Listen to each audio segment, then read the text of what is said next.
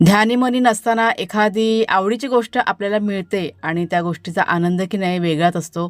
तर तसाच होता आजचा माझा दिवस. शुक्रवारचा दिवस आहे, कुणालला सुट्टी होती आणि अचानक म्हणाला की चला आपण पिक्चर बघायला जाऊया. त्याच्यामुळे एकदम मी भारावून गेले होते आणि माझी खूप थोडीशी धांदळ पण झाली होती. घरातलं काम की नाही पटापट आवरून घेतलं. आवडीचा ड्रेस तो माझ्या लेकानेच घेतलेला आहे. तो आज मी घातलेला आहे आणि पहिल्यांदाच ह्या ड्रेसची की नाही घडी मोडले. त्याच्यामुळे विशेष आनंदसुद्धा मला होत होता. पटापट गाडीमध्ये बसलो आम्ही आणि पोहोचलो कणकवलीला. कणकवलीला बघा लक्ष्मी थिएटर आहे ना, तिथेच आम्ही पिक्चर बघायला जातो.